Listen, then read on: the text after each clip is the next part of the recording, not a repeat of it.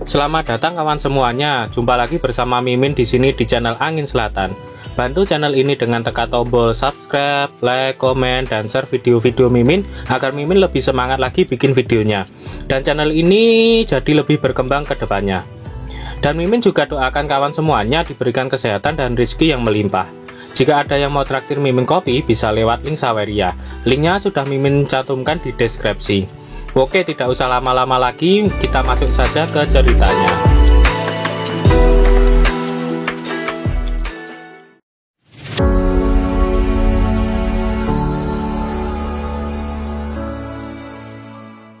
Muncullah bunga teratai di tangan Yifeng.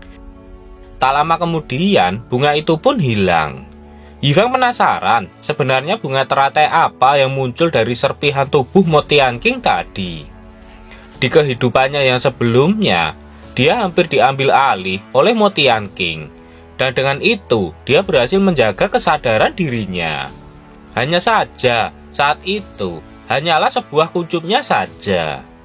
Yifeng tak mau ambil pusing dengan hal itu. Pada akhirnya, dia akan mengetahuinya nanti. Kemungkinan Yifeng bisa melakukan perjalanan waktu kembali ke masa sekarang. Itu semua mungkin ada kaitannya dengan hal ini. Dan sekarang yang terpenting adalah Yifeng tentu saja akan menjilat tas. Tas apa yang dimaksud? Mimin tak mengetahuinya. Yifeng sangat penasaran dengan buku yang ada di tangan tengkorak Mo Tianqing. Tidak tahu terbuat dari bahan apa buku itu, sehingga tidak gosong saat dibakar dengan api yang cukup besar. Di zaman sekarang, semua orang menggunakan batu giok. Hanya sekte-sekte kuno yang masih mengandalkan catatan tertulis.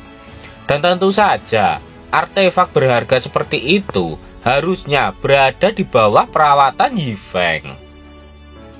Yifeng mengambil kain yang menyelimuti tubuh Mo Tianqing. Dia tahu kalau benda itu cukup berharga. Kemungkinan itu adalah alat sihir pertahanan berkualitas tinggi. Karena itulah Yifeng pasti tidak akan menyia-nyiakannya. Saat melihat di sekitar sana, Yifeng mendapatkan sebuah barang yang sangat berharga lainnya. Itu adalah sebuah cincin penyimpanan. Dan menurutnya, dia telah mendapatkan sebuah jackpot. Selain itu, masih ada sebuah pedang yang tadi berhasil dia kendalikan dan berhasil membelah jiwa Mo Tianqing menjadi dua. Yifeng melihat ke arah pedang itu dan berkata, "Pedang pembunuh abadi? Pedang ini mungkin bukan pertanda baik." Dijelaskan, pedang pembunuh abadi tidak diragukan lagi, merupakan senjata yang tidak menyenangkan. Lahir di tengah pembantaian yang tak ada habisnya. Senjata ini sangat kuat, dan banyak yang berjuang keras untuk mendapatkannya. Namun, mereka yang akhirnya mendapatkannya, hampir semuanya, akhirnya kekuatan jiwa mereka terkuras tanpa ampun olehnya. Tidak ada setetes pun yang tersisa. Alasan Mo Tianqing terlihat seperti itu juga berkat pedang ini. Hehehe, baiklah, kalau begitu, mari kita bertemu lagi di lain waktu. Setelah berpamitan dengan pedang itu, Yifeng pun langsung melesat pergi dengan cepat. Namun sepertinya pedang itu tak mau melepaskan Yifeng begitu saja. Pedang itu terbang mendahului Yifeng dan menghadangnya. Mengetahui pedang itu tak melepaskannya, Yifeng tahu kalau ini akan jadi masalah baginya. Kamu baunya enak sekali, ucap pedang itu yang tiba-tiba berbicara kepada Yifeng. Tentu saja, Yifeng pun langsung terkejut mendengarnya. Dan dari pedang itu, muncullah sosok gadis yang terlihat sangat ingin memakan Yifeng. Gadis itu berkata, "Jiwamu, baunya enak. Bolehkah aku mencicipinya?" Dan gadis itu adalah pedang pembunuh abadi yang menjadi bentuk manusia. "Aku tidak cukup untuk saat ini," Sekarang tentang ini, ikuti aku. Dan ketika aku sudah gemuk, kamu boleh makan. Kedengarannya bagus kan? Ucap Yifeng meyakinkan gadis pedang itu agar tidak memakannya. Dalam hati Yifeng, wah, bahaya. Kalau yang ini kena gigit, takutnya bakalan kering di tempat. Gadis pedang itu berkata, "Hah, mengikutimu? Apakah kamu menyarankan aku agar mengikutimu sebagai tuanku? Tapi kamu sangat lemah. Kenapa aku harus mengikutimu? Bukankah lebih baik aku memakanmu saja?" Yifeng mencoba meyakinkan gadis pedang itu agar dia mau mengikutinya dan tidak memakan jiwanya. Dia mengatakan setidaknya dia jauh lebih tampan dari kerangka-kerangka yang ada di sana. Tak disangka, gadis pedang itu pun percaya dengan bujuk rayu Yifeng. Dia berkata, masuk akal juga. Baiklah, keputusan sudah dibuat. Aku akan mengikutimu untuk saat ini. Aku sangat lelah. Aku akan tidur siang. Pergilah.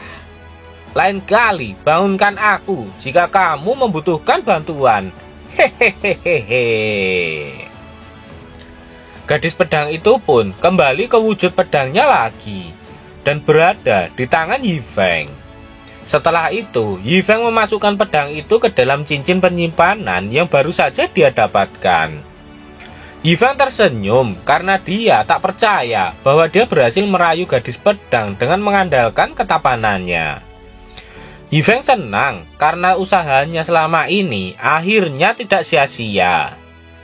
Selain mendapatkan cincin itu, sebenarnya Yifeng juga mendapatkan beberapa ratus batu roh kelas atas. Setelah itu, Yifeng bergegas pergi untuk melakukan kultivasi. Dengan sumber daya yang dia miliki saat ini, seharusnya cukup baginya untuk berkultivasi cukup lama. Panel berpindah di ladang es Polaris, kota Kekaisaran Utara. Selanjutnya, item berikutnya adalah Liontin Giok, tubuh penjaga naga. Liontin Giok ini dibuat oleh seorang kultivator senior sebelum melampaui kesengsaraan. Ia tidak memerlukan pengaktifan energi spiritual dan mengeluarkan kekuatan perlindungan yang setara dengan tahap bayi yang baru lahir di dimensi lain tanpa memerlukan kultivasi apapun. Ucap dari pemandu pelelangan yang menjelaskan barang yang akan dia lelang. Dan tawaran pembukaannya adalah 500 batu roh berkualitas tinggi. Seseorang berkata, "Wah, itu hanya sesuatu untuk generasi muda. Namun, itu dimulai dari..." Orang sebelahnya menyela. "Ya, tepat. Hal itu tidak diperlukan bagi kultivator tingkat tinggi. Terlalu boros bagi generasi muda." Orang yang lainnya menambahkan, "Aku bertanya-tanya, siapa yang akan membeli benda ini untuk diberikan kepada murid-murid mereka? Sungguh lucu, kecuali mereka adalah darah daging mereka sendiri." Mendengar komentar dari orang-orang, pembawa acara itu mulai pucat karena menurut orang-orang, barang itu tak berharga, namun dibuka dengan harga yang cukup tinggi. Sekali lagi, pembawa acara itu mencoba menawarkannya lagi. Dia berkata, "Mulai dari 500, apakah memang tidak ada yang tertarik? Barang ini sudah cukup bagus." Tiba-tiba dari kejauhan ada yang berteriak menawar dengan harga 600. Pembawa acara tadi yang sebelumnya pucat kini kembali ceria. Dia langsung melihat ke arah suara itu berasal. Ternyata suara itu berasal dari Hanyan. Dan pembawa acara itu kembali mengumumkan kalau periguan Han dari Sekte Wentian menawar 600 batu roh. Dia menanyakan apakah ada yang mau menawar lebih tinggi lagi. Sontak saja orang-orang di sana langsung terkejut mendengarnya. Dalam hati Hanyan, barang ini tampaknya sangat cocok untuknya.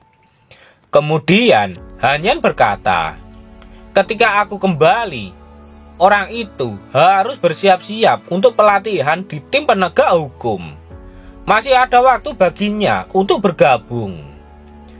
Saat Hanyan dan kedua muridnya kembali, di belakangnya dua muridnya itu membicarakan tentang Hanyan yang membeli giok itu. Mereka tak tahu yang dipikirkan olehnya. Wanita itu menggoda temannya yang mengatakan jika mungkin giok itu akan diberikan kepadanya. Jangan katakan itu sembarangan. Aku pikir itu mungkin untukmu, ucap wanita yang berbaju merah muda. Hei, peri sayang, tolong tinggal sebentar, ucap seseorang yang tiba-tiba memanggil Hanyan untuk berhenti. Hanyan pun berhenti dan menyapanya. Hanyan berkata, jadi, kamu adalah penguasa kota Kekaisaran Utara. Bolehkah aku bertanya, apa yang membawamu ke sini? Dia adalah penguasa Kekaisaran Utara. Dia bernama Lin Tianru. Lin Tianru berkata, Peri Guan Han, baru saja kau berpartisipasi dalam pelelangan tadi. Kenapa Anda buru-buru untuk pergi? Kami masih memiliki banyak harta untuk dipamerkan, jika peri tertarik. Dan ternyata Hanyan sama sekali tak tertarik dengan harta yang lainnya. Dia sudah mendapatkan apa yang dia butuhkan, dan dia sekarang akan pergi. Namun sebelum Hanyan pergi, Li Tianru menghentikannya. Li Tianru mengejar Hanyan dan berkata, aku ingin tahu murid terkasih mana yang dibelikan oleh peri untuk liontin giok tadi. Kebetulan aku punya sebotol pil embun giok di sini. Mungkinkah itu bisa menjadi hadiah untuk... Karena Li Tianru terus memaksa, sontak saja kedua murid Hanyan langsung mengayunkan pedang dan menodongkannya ke arah Li Tianru. Mereka menyuruh Li Tianru agar tidak bergerak dan jangan berbuat apa-apa. Setelah itu, Hanyan pun pergi dengan Li Tianru yang terlihat kagum dengan Hanyan. Bahkan para muridnya pun sangat heroik. Tiba-tiba ada yang mengejutkan Li Tianru. Seseorang menepuk pundaknya dari belakang. Apa yang kau lihat? Mereka sudah pergi, tanya orang itu. Hello guy. Jika kamu tidak berpartisipasi dalam pelelangan, apa yang kamu lakukan di sini? Ucap Li Tianru. Lelang tidak semenyenangkan menonton makhluk seperti peri kan? Ucap Hello guy menggoda Li Tianru. Jangan bicara omong kosong, aku di sini hanya untuk mengantarnya pergi, balas Li Tianru mencoba mengelak. Oke, baiklah, kita semua adalah kenalan lama. Kau pikir aku belum mengenalmu ya? Kamu sudah lama mengincar peri Guan Han, iya kan? Ucap Hello guy. Itu hanya kekaguman saja, nggak lebih, ucap Li Tianru. Kali ini, Hello Guy mulai serius. Hello Guy mengetahui kalau Hanyan sama sekali tidak tertarik pada pria manapun. Dan kalau tidak, Hello Guy pasti akan ikut mencoba mendapatkannya juga. Kemudian, Hello Guy berpamitan untuk pergi. Dia akan kembali untuk melihat pelelangan. Sekali lagi, Hello Guy memperingatkan Li Tianru agar dia menyerah pada harapannya untuk mendapatkan Hanyan. Dan akhirnya, Li Tianru mulai memikirkan apa yang telah dikatakan oleh Hello Guy tentang Hanyan yang sama sekali tidak tertarik pada laki-laki. Panel berpindah di Sekte Wentian di Istana Huya. Seorang wanita memberikan hormat kepada Tiange. Tiange menanyakan apakah adik laki-lakinya sudah keluar dari pengasingan. Wanita itu mengatakan jika dia belum keluar, katanya tuan muda sudah mengasihkan diri selama sebulan. Tian Ge pun mengerti. Dia pun langsung pergi dan dia akan datang menemuinya nanti. Namun saat Tian Ge akan pergi, tiba-tiba ada aura penerobosan yang menjulang tinggi ke atas langit. Tian Ge tahu kalau dia akan segera keluar dari pengasingannya. Mengetahui Tian Ge ada di luar, Tian Ge pun langsung dipanggil untuk masuk ke dalam. Dan tanpa ragu, Tian Ge pun langsung masuk. Namun saat dia memasuki pintu, Tian Ge langsung disambut dengan serangan yang mengarah padanya. Tian Ge paham dan dia langsung menyambut serangan itu dengan pukulannya. Karena Tian Ge memang kuat, dia pun berhasil menahannya. "Ya, adik junior, sepertinya kamu sudah sangat paham dengan kekuatan latihan Ki tingkat ke-7, ucap Tian Ge setelah mengetahui kalau adik juniornya sudah cukup kuat. Dan tentu saja, itu adalah Yifeng. Yifeng berkata, kakak senior itu memanglah sangat kuat. Langsung menyebarkan Ki pedangku dengan satu pukulan saja. Tian Ge berkata, kekuatan barusan cukup mengesankan. Itu menunjukkan kalau kamu tidak bermalas-malasan selama ini. Aku dapat yakin untuk pelatihan tim penegak hukum yang akan datang." Yifeng penasaran dengan apa yang dikatakan oleh Tian Ge tentang pelatihan tim penegak hukum. Tian Ge pun menjelaskan, "Ya, menurut peraturan sekte kami, murid dengan kultivasi yang mencapai pelatihan Ki lapisan ke-7 harus berpartisipasi dalam pelatihan tim penegak hukum sebagai bagian dari pengalaman mereka. Hanya saja, setelah kamu berhasil menerobos pelatihan Ki lapisan ke-7, kamu telah mengasingkan diri. Jadi, aku belum sempat memberitahumu." Setelah itu, Tian Ge pun mengeluarkan sebuah token dan memberikannya kepada Yifeng. Itu adalah token milik Yifeng yang sudah dikirim kepadanya selama sebulan yang lalu. Tian Ge juga mengingatkan kalau pelatihan tim penegak hukum adalah campuran dari semua jenis orang. Tian Ge memperingatkan Yifeng agar berhati-hati dalam mengambil tindakan jika dia tidak ingin menemui kesulitan. Tian Ge juga menyuruh Yifeng untuk menggunakan teknik rahasia untuk memberitahunya secara langsung jika dia dalam kesulitan. Oke, terima kasih banyak, kakak senior. Bagaimana dengan pelatihan Yifeng nanti? Nantikan kelanjutannya di part berikutnya. Sekian dulu video Mimin hari ini. Tulis di kolom komentar bila ada kritik dan saran supaya kedepannya channel ini jauh lebih baik. Sekian dulu, see you next time.